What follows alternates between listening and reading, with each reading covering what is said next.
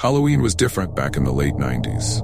Kids roamed around without a worry, dressed as ghosts, witches, and superheroes, collecting candy from every door they could reach. It was all about the thrill of the night, the air electric with excitement, mischief, and just a hint of spookiness.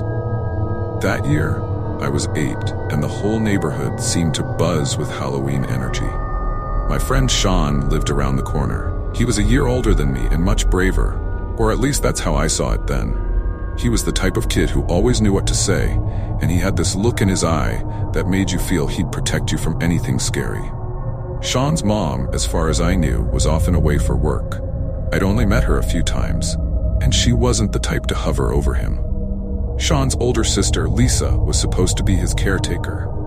I remember her vaguely, a teenager, always on the phone or hanging out with friends. There was something distant about her.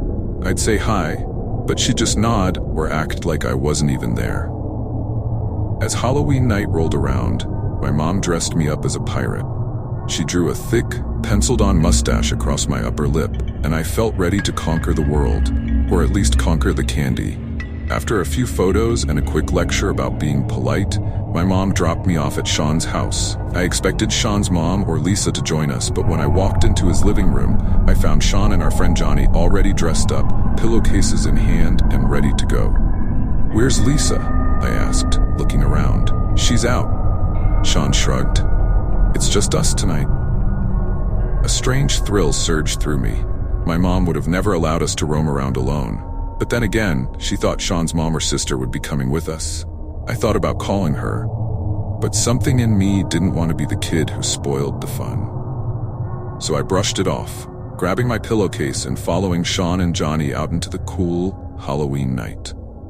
We darted from house to house, watching our pillowcases fill up with candy, one handful at a time. The freedom of it all made my heart race. No one was telling us to slow down or be careful. Each house was a new adventure, another chance to grab handfuls of sweets. But as the night deepened, things took a slightly darker turn. There were fewer kids on the street, and the once lively houses began to turn off their porch lights. People started to ask if we were alone or where our parents were. Johnny would just smile and say, "My mom's up ahead with my sister." It was a clever lie, and no one questioned it. After a couple of hours, we returned to Sean's house to refuel with some of his Halloween snacks and a few slices of frozen pizza that he threw in the oven. We watched a Halloween special on Nickelodeon, laughing and scarfing down our food. Johnny got picked up by his mom after a while, but Sean and I decided to head out for another round. After all, our pillowcases weren't completely full yet. By this time, it was dark, probably around 9 p.m., and the streets were emptier than ever. We tried a few houses we hadn't hit yet, but most people didn't answer the door anymore. The streets felt quieter, more mysterious, and just a little bit colder. As we made our way to another block, that's when we noticed him. A tall man slowly pushing a stroller down the street, his figure silhouetted against the faint glow of a streetlight. At first, I thought nothing of it. I figured he was just another dad taking his kid trick-or-treating, even if it was a little late. But there was something odd about him. He moved slowly, almost deliberately, as if he had nowhere to go but wanted to be seen. He was pushing a stroller, and the canopy was pulled down low, concealing the baby, or at least that's what I assumed. His steps echoed slightly in the stillness of the street, and I felt a strange tension creep up my spine. "Hey boys," he called out, his voice surprisingly soft and gentle. "How's the candy hunt going?" "Good," Sean replied cheerily. I stayed silent, something inside me tugging, urging me to keep my guard up. The man stopped and gestured toward the stroller, his smile widening. "It's getting late, and I've got a lot of candy left over. Would you two like some?" Sean's face lit up at the offer. He glanced at me, and I could see he was already weighing the decision. Extra candy was tempting. And honestly, I wanted it too, but something felt off. "What kind of candy?" Sean asked, feigning casual interest. "Oh, all kinds," the man replied, nodding toward the stroller. "I didn't get to give much away tonight, so it's your lucky night." He let out a soft chuckle, but there was something eerie about it, something that made the hairs on the back of my neck stand up. Sean and I exchanged a quick glance, both of us caught between caution and curiosity. The man pointed down the road and said, "My house is just up this way. I can give you each a big bag of candy." Hesitating only for a second, Sean nodded, and I followed his lead, telling myself that maybe this was just another overly generous adult.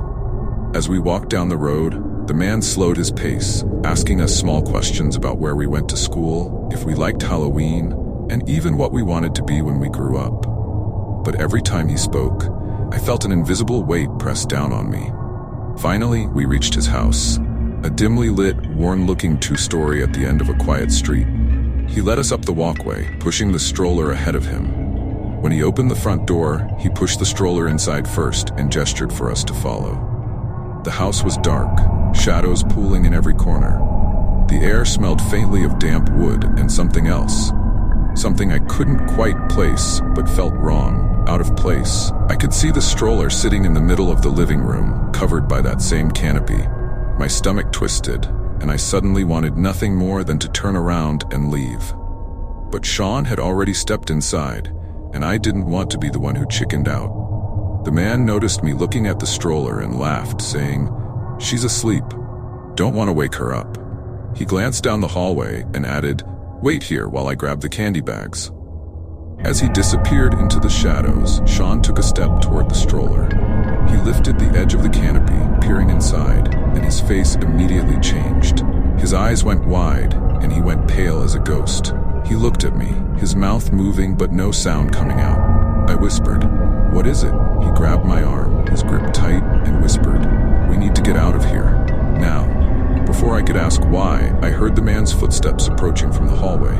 Sean yanked me toward the door, and without a second thought, we bolted outside, not bothering to look back. We ran as fast as we could, our pillowcases swinging and banging against our legs. My heart hammered in my chest, and I barely noticed the tears streaming down my face.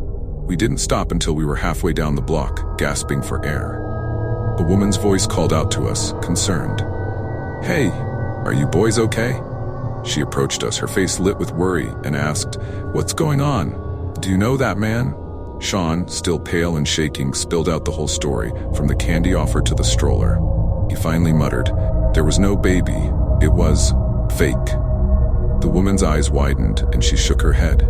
"That man doesn't have a child. I've lived on this street for years. Come on, let me get you boys home." She drove us back, her grip tight on the wheel, and when we got there, she explained everything to my mom.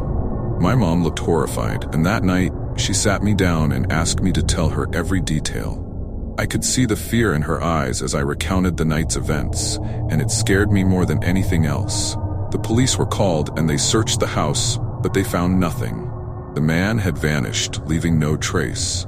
My mom refused to let me visit Sean's house after that, and our friendship faded, the memory of that night casting a dark shadow over us. Even now, years later, I can still see his face, the way he smiled as he pushed that empty stroller. Halloween was never the same after that, and every year, I remember the chilling realization that the scariest monsters are sometimes the ones who look just like us.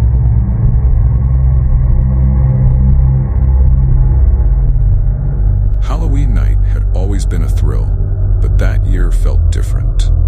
I was in college, and with a few classes off that semester, I'd ended up with an unusually free schedule.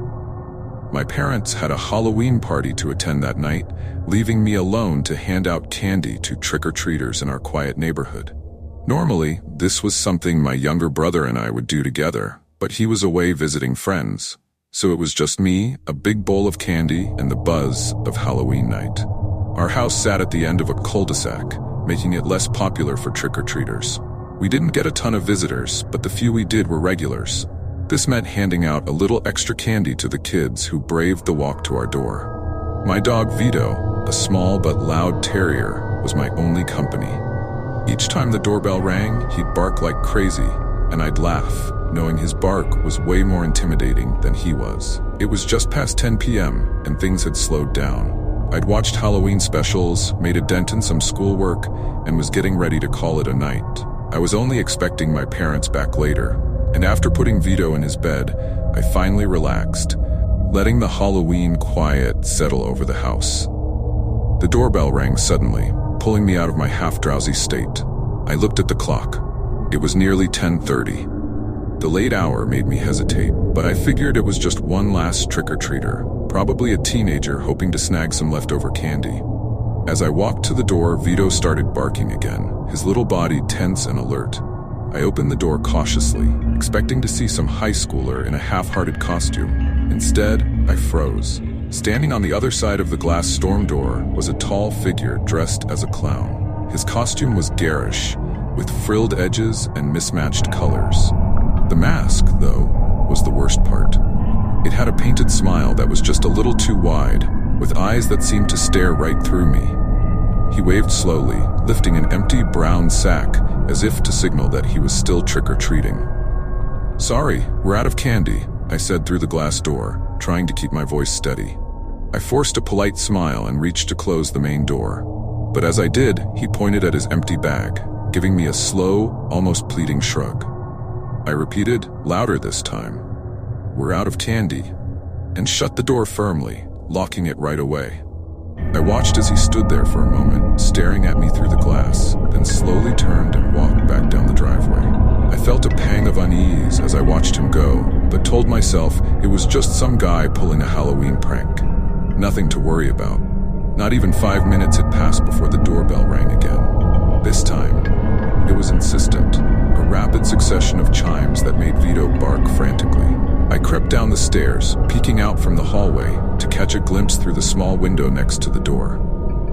The clown was back, standing just a little closer to the glass, his face nearly pressed against it. He didn't move or make a sound.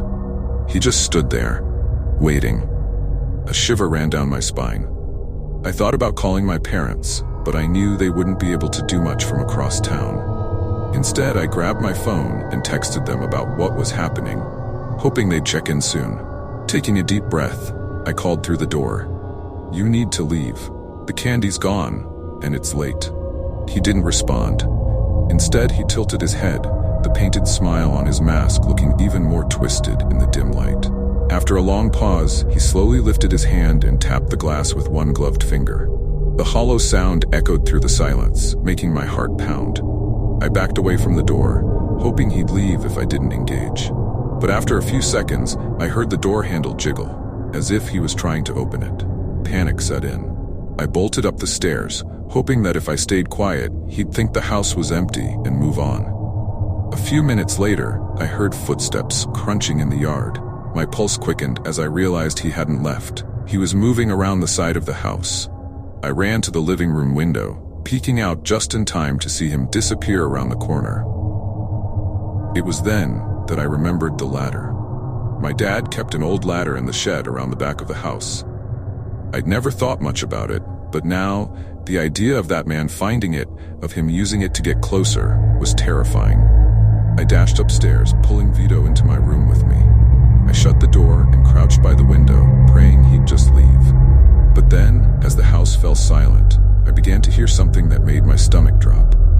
There was a faint tapping sound coming from just outside my bedroom window. At first, I thought it had to be the wind or a tree branch. But as I listened, the tapping grew more rhythmic, more deliberate. Then, I heard a slight scraping, as if something was dragging along the side of the house. Swallowing down a surge of terror, I gathered enough courage to peek out from behind the blinds. What I saw nearly stopped my heart. The clown was outside my second-story window, his mask lit faintly by the streetlight filtering through the branches. He was holding onto the side of the window, tapping on the glass with one gloved finger. He tilted his head as our eyes met, and then, in one slow, deliberate motion, he waved. I stumbled back from the window, tripping over Vito, who was growling softly. I grabbed my phone and dialed 911, my hands shaking as I tried to explain what was happening. The operator assured me that help was on the way, but those minutes felt like an eternity. I stayed on the line with the operator, barely able to hear her over the pounding of my own heart. The clown continued tapping on the glass, never breaking eye contact, his eerie waves seared into my mind. I stayed curled up by the door, every second stretching into what felt like hours. Finally, red and blue lights flashed outside, and I heard the sound of car doors slamming. The tapping stopped. I peeked out the window and saw the clown slipping down the ladder, disappearing into the shadows just as two police officers rounded the corner with flashlights. They searched the yard, combing through every shadow and corner, but he was gone. When they came inside, I recounted everything, my voice trembling as I described the man's mask, his persistence, and how he'd somehow known about the ladder.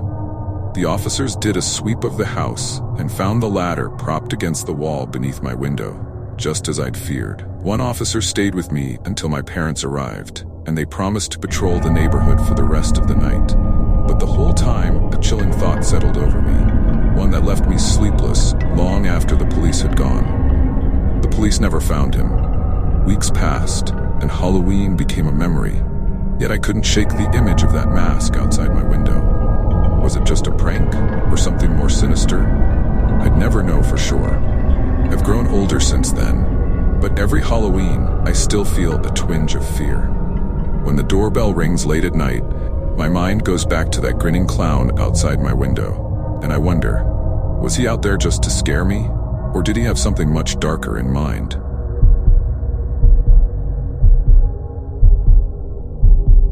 Halloween was on a Tuesday that year, which meant that the Saturday before was the unofficial Halloween party night. My friends and I had spent weeks planning our costumes, and we were all in the mood for a good party.